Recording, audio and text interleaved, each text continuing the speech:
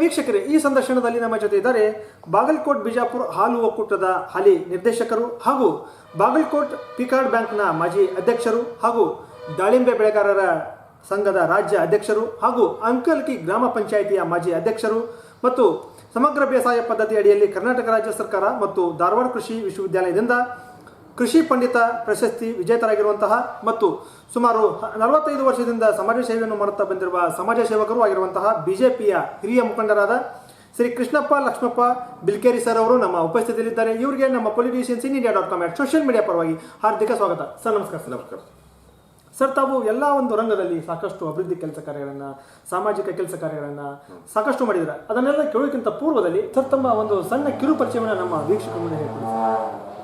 ನನ್ನ ಹೆಸರು ಕೃಷ್ಣಪ್ಪ ಲಕ್ಷ್ಮಪ್ಪ ಬಿಲ್ಕೇರಿ. ನಾವು ಮೂಲತಃ ಕೃಷಿ ಕುಟುಂಬದಿಂದ ಬಂದವರು. ನಮ್ಮದು ಬಾಗಲಕೋಟೆ ಜಿಲ್ಲೆ, ಬಾಗಲಕೋಟೆ ತಾಲೂಕು, ಊರು ಅಂಕಲ್ಗಿ. ತುಂಬ ಸಂತೋಷ ಸರ್. ಸರ್, ಅದೇ ರೀತಿ ತಾವು ಒಂದು ರಾಜಕೀಯಕ್ಕೆ ಯಾವಾಗ ಮತ್ತು ಹೇಗೆ ಪ್ರವೇಶ ಮಾಡಿದ್ರಿ? ನಾವು ರಾಜಕೀಯಕ್ಕೆ ಹೇಗೆ ಪ್ರವೇಶ ಮಾಡಿದ್ವಿ ಅಂತಂದ್ರೆ, ನಾನು SSLC ಕಲಿತಿರುವಾಗ ನಮ್ಮ ತಂದೆಯವರು ಕೂಡ ಪಂಚಾಯಿತಿ ಅಧ್ಯಕ್ಷರಿದ್ದರು. ಅದಕ್ಕೆ ನಮ್ಮ ಅಜ್ಜ ಅವರು ಜಮೀನುಗಳನ್ನು ನೋಡ್ಕೊಳ್ಳಿಕ್ಕೆ ಯಾರೂ ಇಲ್ಲ, ನೀನೇ ಹಿರಿ ಮಗ ಇದ್ದೀವಿ, ನೀನೇ ಸಾಲಿ ಬಿಡಪ್ಪ, ನೀನೇ ನೋಡ್ಕೊ ಅಂತೇಳಿ ನನ್ನ ಸ್ಕೂಲ್ ಬಿಡಿಸಿದ್ರು. ಆವಾಗಿನಿಂದ ನಾನು ಅಗ್ರಿಕಲ್ಚರ್ ಮಾಡ್ಕೊತ ಬಂದೆ. ಮುಂದೆ ಕುಟುಂಬ ಒಂದು ಬೇಸಾಯ ತರಗತಿ ಪದ್ಧತಿಯಲ್ಲಿ ತಾವು ಹಿಂದಿನಿಂದನೂ ಬೇಸಾಯವನ್ನು ಮೂಲತಃ ನಮ್ಮ ಹಿರಿಯರಿಂದ ಬೇಸಾಯ ಪದ್ಧತಿ ಒಳಗೆ ಬಂದವರು. ಮತ್ತು ನಾನು ಸ್ಕೂಲ್ ಬಿಟ್ಟ ಮೇಲೆ ಕೃಷಿ ಮಾಡುತ್ತಾ ಮುಂದೆ ನಮ್ಮ ಊರಲ್ಲಿ ಸುಮಾರು ಒಂದು 50 ಜನ ಹುಡುಗರು ಕೂಡಿ ಒಂದು ಸಂಘ ಕಟ್ಟಿದೀವಿ, ಯುವಕ ಸಂಘ. ಆ ಯುವಕ ಸಂಘದ ಅಧ್ಯಕ್ಷನ ನನ್ನ ಮಾಡಿದ್ರು ಅವರು. ಆವಾಗ ನಾವು ಎಲ್ಲ ಹುಡುಗರು ಕೂಡಿ ಇಲ್ಲ ಸೈಕಲ್ ತಗೊಂಡು ಅಂತಂದ್ರೆ, ಅವಾಗ ಊರಾಗ ಸೈಕಲ್ ಇರ್ತಿದ್ದಿಲ್ಲ, ಯಾವ ಹಳ್ಳಿಗಳವರೆಗೂ ಸೈಕಲ್ ಸಹಿತ ಇರ್ತಿದ್ದಿಲ್ಲ. ಆವಾಗ ನಾವು ಸ್ಟೇಟ್ ಬ್ಯಾಂಕ್ ಆಫ್ ಮೈಸೂರಿನೊಳಗೆ ನನ್ನ ಹೆಸರಲ್ಲಿ ಲೋನ್ ಮಾಡಿ 50 ಹುಡುಗರಿಗೆ 50 ಸೈಕಲ್ ಕೊಡ್ತೀವಿ. ಅಲ್ಲಿಂದ ಹಂಗೆ ಯುವಕ ಸಂಘ ಮುಗಿದ ಮೇಲೆ ಗ್ರಾಮ ಪಂಚಾಯಿತಿ ಚುನಾವಣೆ ಬಂತು. ಅವಾಗ ನಮ್ಮ ತಂದೆಯವರು ಏನಂದ್ರು, ಆಯ್ತಪ್ಪ ನಮ್ಗೆ ಸಾಕು, ನೀವು ಹುಡುಗರು ಮಾಡ್ರಿ ಅಂತಂದ್ರು. ಅವಾಗ ನಾವು 3 ಮಂದಿ ಎಲೆಕ್ಷನ್ ನಿಂತ ಆಯ್ಕೆ ಆಗಿಬಿದ್ವಿ. ಆಯ್ಕೆ ಆದ ನಂತರ ನಮ್ಮ ಪಂಚಾಯಿತಿಗೆ 4 ಹಳ್ಳಿಗಳು ಸಂಬಂಧಪಡ್ತಾವೆ. 4 ಹಳ್ಳಿ ಡೈರೆಕ್ಟರ್ ಕೂಡ ನನ್ನ ಅವಿರೋಧವಾಗಿ ಪಂಚಾಯಿತಿ ಅಧ್ಯಕ್ಷನಾಗಿ ಘೋಷಣೆ ಮಾಡಿದರು. ಈ ರೀತಿಯಾಗಿ ತಾವು ಒಂದು ರಾಜಕೀಯಕ್ಕೆ ಪಾದಾರ್ಪಣೆ ಶುರುವಾಯಿತು. ತುಂಬಾ ಸಂತೋಷ ಸರ್. ಸರ್, ಆ ಒಂದು ಸಂದರ್ಭದಲ್ಲಿ ತಮಗೆ ಪ್ರೋತ್ಸಾಹಿಸಿದ ರಾಜಕೀಯ ಆದರ್ಶ ಗುರುಗಳು ಯಾರು? ನನಗೆ ರಾಜಕೀಯ ಆದರ್ಶ ಗುರುಗಳು ಅಂದ್ರೆ ಮಾಜಿ ಮುಖ್ಯಮಂತ್ರಿ ರಾಮಕೃಷ್ಣ ಹೆಗಡೆ ಅವರು. ಅವರ ಒಂದು ಕಾರ್ಯವೈಖರಿ ನೋಡಿ ನಾವು ಅದೇ ಪಕ್ಷದಲ್ಲಿ ಉಳ್ಕೊಂಡು ಇಲ್ಲೇ ಸ್ಥಳೀಯ ನಮ್ಮ ನನಗೆ ಸಹಕಾರ ಕೊಟ್ಟಂತ ಲೀಡರ್ಗಳಂದ್ರೆ ಸರ್ನಾಯ್ಕರು ಹಾಗೂ ಗದ್ದಿಗೌಡರು, ಜಿಗಜಿಂಗಿಯವರು, ಇವರೆಲ್ಲ ನಾವು ಅವರ ಇದ್ರೊಳಗೆ ನಾವು ಆದರ್ಶದ ದಾರಿ ಒಳಗೆ ನೋಡಿ ನಾವು ನಡೀತಾ ಬಂದ್ವಿ. ಇನ್ನು ಮುಂದಿನ ಬದಲಾವಣೆ, ನಾವು BJPಗೆ ಬರಬೇಕಾದ್ರೆ ನಮ್ಮ ಮುರುಗೇಶ್ ನಿರಾಣಿ ಅವರು, ಜಯಂತಿ ಭಟ್ ಅವರು, ಗದ್ದಿಗೌಡರು, ಕಾರಜೋಳ ಅವರು, ಜಿಜಿನಿ ಅವರು, ಇವರೆಲ್ಲ ನನಗೆ ಸಹಾಯ ಸಹಕಾರ ಕೊಟ್ಟರು. ಅದಕ್ಕಾಗಿ ನಾವು ಈ ಪಕ್ಷಕ್ಕೆ ಬಂದು ಕಾರ್ಯನಿರ್ವಹಿಸ್ತಾ ಇದ್ವಿ. ತುಂಬ ಸಂತೋಷ ಸರ್. ಸರ್, ಅದೇ ರೀತಿ ಬಾಗಲಕೋಟ್ ಪಿಕಾರ್ಡ್ ಬ್ಯಾಂಕಿನ ಮಾಜಿ ಅಧ್ಯಕ್ಷರಾಗಿ ಏನೇನೋ ಒಂದು ಕೆಲಸ ಕಾರ್ಯಗಳನ್ನು ಆ ಒಂದು ಸಂದರ್ಭದಲ್ಲಿ ಮಾಡಿದ್ರಿ ಸರ್? ನಾವು ಮೊದಲೇ ಸಲ ಆಯ್ಕೆ ಆದಮೇಲೆ ಎಲ್ಲರೂ ಕೂಡ ನನ್ನ ಅವಿರೋಧವಾಗಿ ಆ ಪಿಕಾರ್ಡ್ ಬ್ಯಾಂಕಿನ ಅಧ್ಯಕ್ಷನ ಮಾಡಿದರು. ಅಧ್ಯಕ್ಷ ಆದ ನಂತರ ಅವಾಗ ರೈತರಿಗೆ ಟ್ರ್ಯಾಕ್ಟರ್ಗಳು ಇದ್ದಿದ್ದಿಲ್ಲ. ಅವಾಗ ಬ್ಯಾಂಕಿನ ಫಂಡ್ಸು ಕಡಿಮೆ ಇತ್ತು, ಬ್ಯಾಂಕ್ ಲಾಸ್ನಾಗಿತ್ತು. ಅವಾಗ ನಾವು ಟ್ರ್ಯಾಕ್ಟರ್ ತಗೋಬೇಕಂದ್ರೆ ಸ್ಪೆಷಲ್ ಅದಕ್ಕೊಂದು ಫಂಡ್ ಹಾಕಿಸ್ಬೇಕಂತೇಳಿ ಸರ್ನಾಯಕರ ಕಡೆ ಹೋಗಿ ಜಿಗಜಿನ್ನಿ ಅವರು ನಾವು ಕೂಡಿ ಅದಕ್ಕೊಂದು ಫಂಡ್ಸ್ ಹಾಕಿಸಿ ಪ್ರಥಮ ವರ್ಷನ 59 ಟ್ರ್ಯಾಕ್ಟರ್ಗಳನ್ನ ನಾನು ಹಾಕ್ಸೀನಿ. ಮತ್ತು ಅಗ್ರಿಕಲ್ಚರ್ ಮೆಟೀರಿಯಲ್ಸು, ಬೋರ್ವೆಲ್ಲು ಎಲ್ಲ ರೈತರಿಗೆ ಅನುಕೂಲ ಆಗುವಂಗೆ ನಾವು ನಡೆದೀವಿ. ಒಂದು ದೊಡ್ಡ ಫಂಕ್ಷನ್ ಕೂಡ ಮಾಡಿದ್ದೀವಿ ನಾವು. ಈ ರೀತಿಯಾಗಿ ಒಂದು ರೈತರಿಗೆ ಒಂದು ಸಾಲದ ರೂಪದಲ್ಲಿ ಎಲ್ಲ ಥರದ ವ್ಯವಸಾಯಗಳಿಗೆ ಅನುಕೂಲ ಆಗುವಂಥ ಕಾರ್ಯಸಾಧನೆಯಿಂದ ನಾವು ಮಾಡಿಕೊಡ್ತೀವಿ. ತುಂಬ ಸಂತೋಷ ಸರ್. ಸರ್, ಇನ್ನು ಬಾಗಲಕೋಟ್ ಬಿಜಾಪುರ ಹಾಲು ಒಕ್ಕೂಟದ ಹಾಲಿ ನಿರ್ದೇಶಕರಾಗಿ ಆ ಒಂದು ಕೆಲಸ ಕಾರ್ಯಗಳನ್ನು ಯಾವ್ಯಾವ ಕೆಲಸ ಕಾರ್ಯಗಳನ್ನು ಮುಖ್ಯವಾಗಿ ಯಾವುದು ಮಾಡಿದ್ರಿ ಸರ್? ನಾವು ಹಾಲಿ ನಿರ್ದೇಶಕರಾಗಿ ಮೊದಲಲ್ಲೇ ಹೋದ ಕೂಡಲೇ ನಾವೆಲ್ಲ ಕಮಿಟಿಯವರು ಕೂತು ಒಂದು ವಿಚಾರ ಮಾಡಿದಾಗ ಮೊದಲು ಆ ಸಂಸ್ಥೆನೂ ಕೂಡ ಸುಮಾರು 2 ಕೋಟಿ ಲಾಸ್ನೊಳಗಿತ್ತು. ಆವಾಗ ಹಾಲಿನ ಇಳುವರಿನೂ ಕಡಿಮೆ ಇತ್ತು, ಬರೀ 25,000. ಆವಾಗ ನಾವು ಬೆಳಗಾವಿಯಿಂದ ಹಾಲು ತಂದು ಗ್ರಾಹಕರಿಗೆ ಕೊಡಬೇಕಾಗಿತ್ತು. ಹೀಗಾಗಿ ಲಾಸ್ನೇ ಬಂತು. ಅದನ್ನು ನಾವು ಸರ್ಕಾರದಿಂದ ಅನುದಾನ ತಗೊಳ್ದು ರೈತರಿಗೆ ಆಕಳು ಮತ್ತು ಎಮ್ಮೆಗಳನ್ನು ಕೊಡಿಸಿದ್ವಿ ಸಬ್ಸಿಡಿ ಮುಖಾಂತರ. ಆವಾಗ ಹಾಲಿನ ಇಳುವರಿ ಜಾಸ್ತಿ ಆಯಿತು. ಆಗ ಮುಂದೆ ಆ ಸಂಸ್ಥೆನೂ ಕೂಡ ಲಾಭದಾಗ ಬಂತು. ಮೊದಲ ಹಾಲಿನ ಪೇಮೆಂಟ್ ರೈತರಿಗೆ ಸುಮಾರು 60 ದಿವಸ 70 ದಿವಸಕ್ಕೊಮ್ಮೆ ಪೇಮೆಂಟ್ ಮಾಡ್ತಿದ್ರು. ಅದನ್ನು ನಾವು ಬದಲಾವಣೆ ಮಾಡಿ ಈಗ ಪ್ರತಿ ವಾರಕ್ಕೂ ಪೇಮೆಂಟ್ ಆಗುವಂಥ ಒಂದು ವ್ಯವಸ್ಥೆಯನ್ನು ಮಾಡಿದ್ವಿ. ಈ ರೀತಿಯಾಗಿ ಹಾಲು ಉತ್ಪಾದಕರಿಗೂ ಒಂದು ಒಳ್ಳೆಯ ಮಾರ್ಗದರ್ಶನ, ಒಳ್ಳೆಯ ಒಂದು ಆದಾಯನೂ ಬಂದಂಗೆ ಆಗ್ತದೆ. ಈ ರೀತಿಯಾಗಿ ತಾವು ಒಂದು ಅಷ್ಟೇ ಅಲ್ಲದೆ ನಾವು ಚಿಕ್ಕಬಳ್ಳಾಪುರಕ್ಕೆ ಹೋಗಿ ರೈತರಿಗೆ ಈ ಜರ್ಸಿ ಮತ್ತು HF ಹಸುಗಳನ್ನು ಕೂಡ ಕೊಡಿಸಿದ್ವಿ. ಅವನ್ನು ತಂದು ತಾವು ರೈತರಿಗೆ ಒಂದು ಒಳ್ಳೆಯ ಮಾದರಿಯಲ್ಲಿ ಒಂದು ಒಳ್ಳೆಯ ಒಂದು ಕೆಲಸ ಕಾರ್ಯಗಳನ್ನು ಮಾಡಿದ್ರಿ. ಹಾಲಿನ ಇಳುವರಿ ಜಾಸ್ತಿ ಆಗುವಾಗ ಮಾಡಿದ್ವಿ. ತುಂಬಾ ಸಂತೋಷ ಸರ್. ಈಗ ಸುಮಾರು 2.5 ಲಕ್ಷ ಲೀಟರ್ ಹಾಲು ಬರ್ತೈತೆ ನಮ್ಮ ಸಂಸ್ಥೆಗೆ. ಈಗ ಬರ್ತಾ ಇರುವಂತ ಆದಾಯದಲ್ಲಿ ಸಾಕಷ್ಟು ಹಾಲು ಉತ್ಪಾದನೆ ಜಾಸ್ತಿ ಆಗಿದೆ.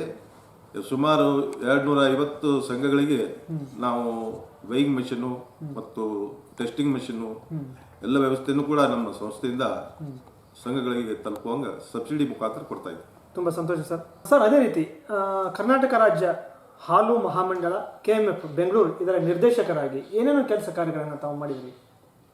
ನಾವು ನಿರ್ದೇಶಕರಾದ್ಮೇಲೆ ನಮ್ಮ ಅಧ್ಯಕ್ಷರು ನಾಗರಾಜ್ ಇತ್ತಿದ್ರು. ಆ ನಾಗರಾಜ್ ಅವರ ಮುಖಾಂತರ ಹಾಗೂ ಸರ್ಕಾರದ ಮುಖಾಂತರ ನಮ್ಮ ಬಾಗಲಕೋಟೆಗೆ ಒಂದು ಹೊಸ ಪ್ರಾಜೆಕ್ಟ್ ಡೈರಿ ಮಾಡ್ಬೇಕಂತೇಳಿ ವಿಚಾರ ಬಂದಾಗ ನಿರಾಣಿ ಅವರು ಕೈಗಾರಿಕಾ ಮಂತ್ರಿ ಇದ್ದಾಗ ಅವರು 6 ಎಕರೆ ಜಮೀನನ್ನ ನಮ್ಮ ಸಂಸ್ಥೆಗೆ ಕೊಟ್ಟರು. ಆ 6 ಎಕರೆ ಜಮೀನಿನಲ್ಲಿ ನಾವೊಂದು ಬಿಲ್ಡಿಂಗ್ ಕಟ್ಟಬೇಕು, ಡೈರಿ ಮಾಡಬೇಕು ಅಂತೇಳಿ ಆವಾಗ ನಾವು ದೆಹಲಿಗೆ ಹೋಗಿ ಅಲ್ಲಿ RKIದಿಂದ 22 ಕೋಟಿ ರೂಪಾಯಿ ಸ್ಯಾಂಕ್ಷನ್ ಮಾಡಿಸಿದ್ವಿ. ಸಿದ್ದರಾಮಯ್ಯ ಅವರು ಕೂಡ ಆವಾಗ ಸಹಕಾರ ಕೊಟ್ಟರು. 22 ಕೋಟಿ ರೂಪಾಯಿ ಸ್ಯಾಂಕ್ಷನ್ ಆದಮೇಲೆ ಈಗ ಸದ್ಯ 8 ಕೋಟಿ 60 ಲಕ್ಷ ರೂಪಾಯಿ ಬಿಲ್ಡಿಂಗ್ ನಿರ್ಮಾಣ ಆಗೈತಿ, ಕಾಂಪೌಂಡ್ ಸಹಿತ ನಿರ್ಮಾಣ ಆಗೈತಿ. ಈಗ ಸದ್ಯಕ್ಕೆ ಅದನ್ನು 12.5 ಕೋಟಿ ರೂಪಾಯಿ ಟೆಂಡರ್ ಕೂಡ ಮಷಿನರಿ ಖರೀದಿ ಕೊಟ್ಟೈತಿ. ಇನ್ನು ಮುಂದಿನ ನಿರ್ಮಾಣದೊಳಗೆ ಬಾಗಲಕೋಟೆ ಮತ್ತು ಬಿಜಾಪುರ ಡೈರಿ ಸಪ್ರೇಟ್ ಆಗಿ ಕಾರ್ಯನಿರ್ವಹಿಸುವಂಥ ಒಂದು ಕೆಲಸವನ್ನು ಮುಂದುವರಿಸಿದೆ. ತುಂಬ ಸಂತೋಷ ಸರ್. ಸರ್, ಅದೇ ರೀತಿ ದಾಳಿಂಬೆ ಬೆಳೆಗಾರರ ಸಂಘದ ರಾಜ್ಯಾಧ್ಯಕ್ಷರಾಗಿ ಯಾವ್ಯಾವ ಒಂದು ಆ ಬೆಳೆಗಾರರಿಗೆ ಒಂದು ರೈತರಿಗೆ ಯಾವ್ಯಾವ ಅನುಕೂಲತೆಗಳನ್ನು ಮಾಡಿಕೊಟ್ಟಿದ್ರಿ? ದಾಳಿಂಬೆ ಬೆಳೆಗಾರ ರಾಜ್ಯ ಅಧ್ಯಕ್ಷ ಆದಮೇಲೆ ಆವಾಗ ನಮ್ಮ ನ್ಯಾಷನಲ್ ಅಧ್ಯಕ್ಷರು ಶರದ್ ಪವಾರ್ ಅವರಿದ್ದರು. ಆವಾಗ ನಾನು ರಾಜ್ಯಾಧ್ಯಕ್ಷ.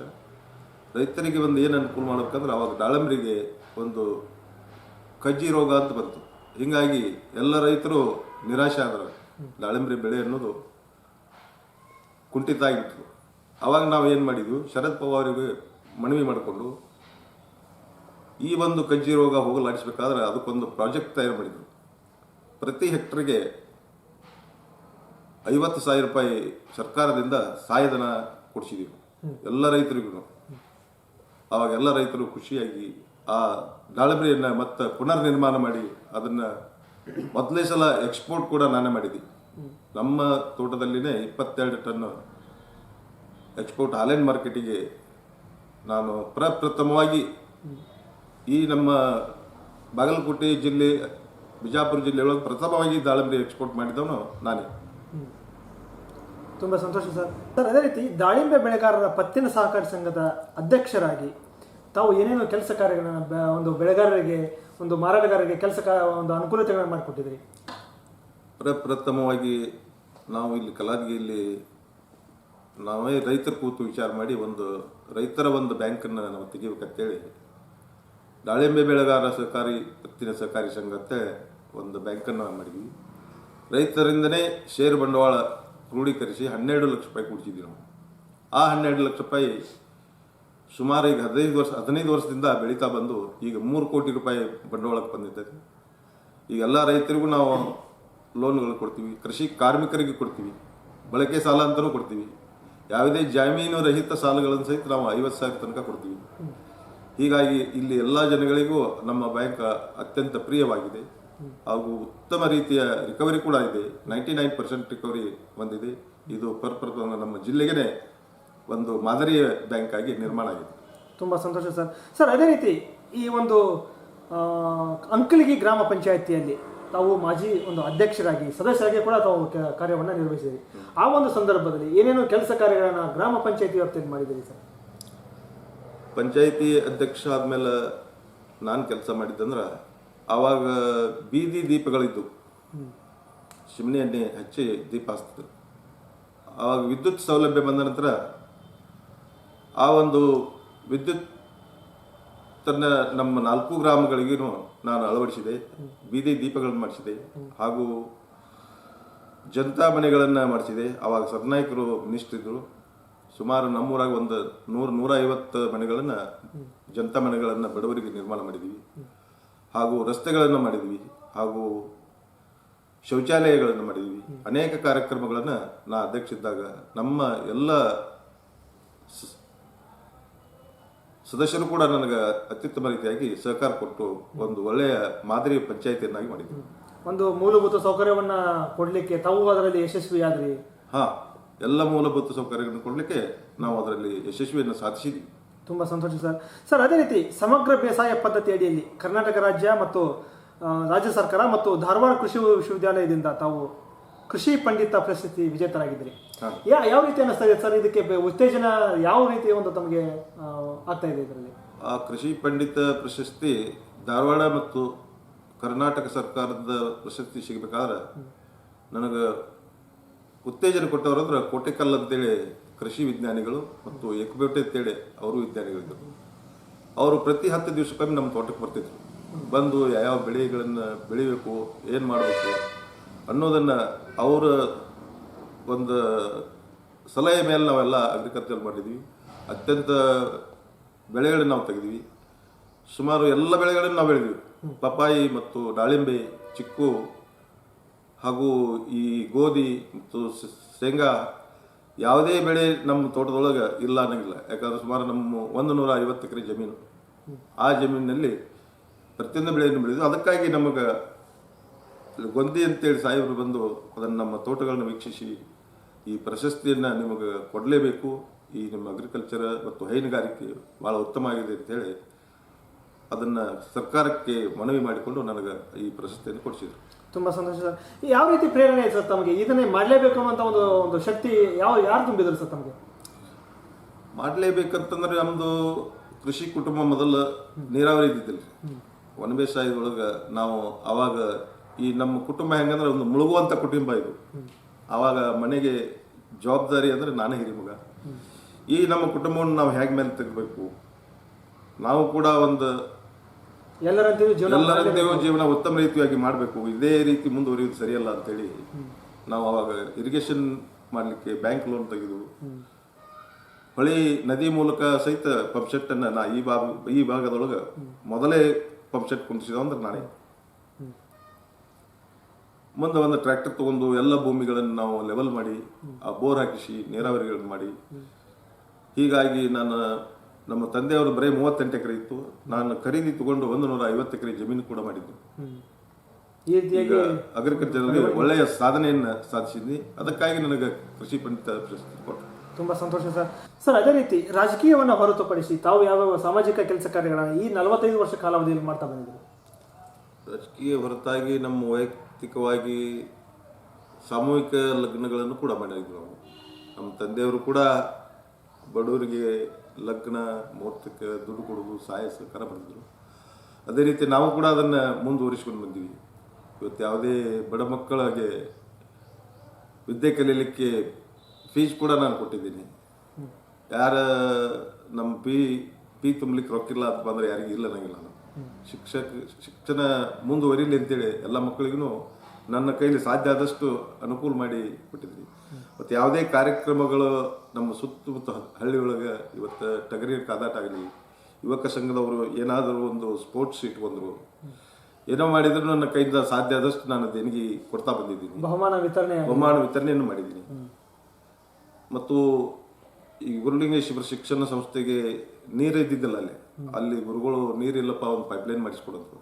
ಅದಕ್ಕೆ ನಾನು ಸ್ವತಃ ಒಂದು ಪೈಪ್ಲೈನ್ ಮಾಡಿಸಿ ಅಲ್ಲಿ ಮಕ್ಕಳಿಗೆ ನೀರಿನ ವ್ಯವಸ್ಥೆ ಕೂಡ ಮಾಡಿದ್ವಿ. ಈ ರೀತಿಯಾಗಿ ಮಾಡಿದ್ರಿ. ಆಮೇಲೆ ಸಾಮೂಹಿಕ ಮದುವೆಗಳನ್ನ ಮಾಡಿದ್ವಿ.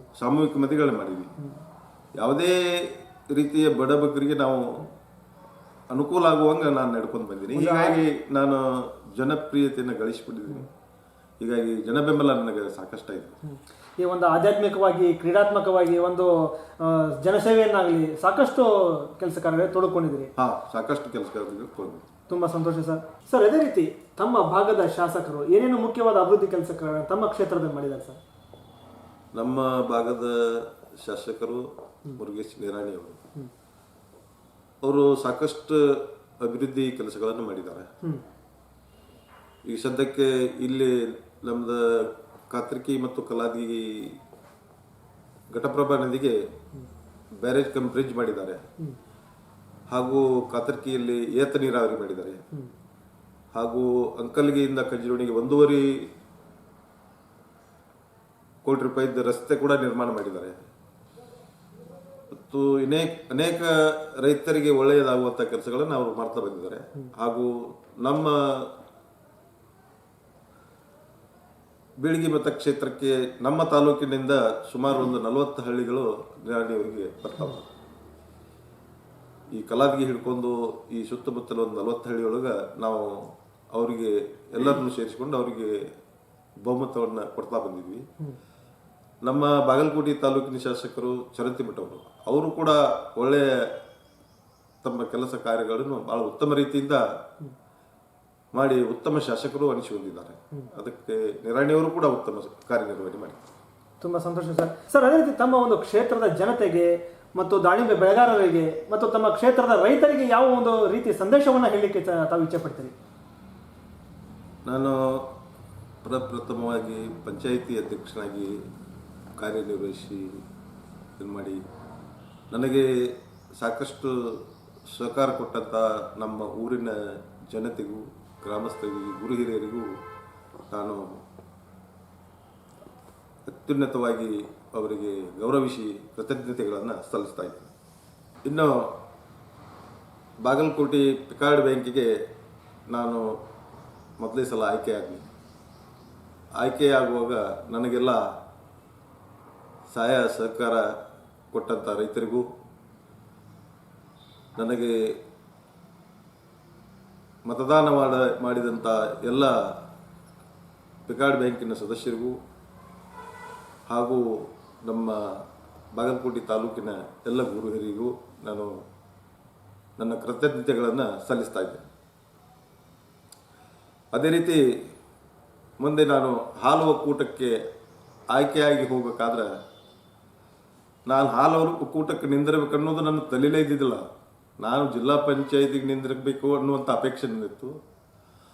ಆವಾಗ ವೋಟರ್ ಲಿಸ್ಟ್ ನೋಡ್ಕೊಂಡು ತಿಮ್ಮಾಪುರದವರು ಅಶೋಕ್ ನೀರಲ್ಕೇರಿ ಅಂತೇಳಿ ಅವ್ರು ನಮ್ಮ ಮನೆಗೆ ಬಂದರು. ಇಲ್ಲ, ಈಗ ನಾನು ಎಲೆಕ್ಷನ್ ನಿಂದ್ರಾಗತ್ತೀನಿ, ಹಾಲು ಒಕ್ಕೂಟಕ್ಕೆ ನೀನು ನಿಂದರು ಅಂತಂದರು. ನಾನು ಅಲ್ಲೆಂದ್ರೂ ಜೋರು ಮಾಡಿ ಅವರು ಈ ಸಂಸ್ಥೆಗೆ ನನಗೆ ಆಯ್ಕೆ ಮಾಡಲಿಕ್ಕೆ ಸಹಕಾರ ಕೊಟ್ಟದ್ದಕ್ಕಾಗಿ ಅವ್ರಿಗೆ ಕೂಡ ನಾನು ಕೃತಜ್ಞತೆಗಳನ್ನು ಸಲ್ಲಿಸ್ತಾ ಇದ್ದೇನೆ. ಅದೇ ರೀತಿ ನಾನು ಹಾಲು ಒಕ್ಕೂಟಕ್ಕೆ ಆಯ್ಕೆ ಮಾಡಲಿಕ್ಕೆ ನನಗೆ ಸಹಕಾರ ಕೊಟ್ಟಂಥ ನಮ್ಮ ಬಾಗಲಕೋಟೆ ಜಿಲ್ಲೆಯ ಎಲ್ಲ ಸೊಸೈಟಿಯ ಅಧ್ಯಕ್ಷರಿಗೂ, ಕಾರ್ಯದರ್ಶಿಗಳಿಗೂ ಹಾಗೂ ನನಗೆ ಮತದಾನ ಮಾಡಿದಂಥ ಎಲ್ಲ ಸೊಸೈಟಿ ಅಧ್ಯಕ್ಷರಿಗೂ ನಾನು ಅತ್ಯಂತ ಕೃತಜ್ಞತೆಗಳನ್ನು ಸಲ್ಲಿಸ್ತಾ ಇದ್ದೇನೆ. ಇಲ್ಲಿಯವರೆಗೆ ಸುಮಾರು 45 ವರ್ಷ ನನಗೆ ಈ ಸಮಾಜ ಸೇವೆ ಮಾಡಲಿಕ್ಕೆ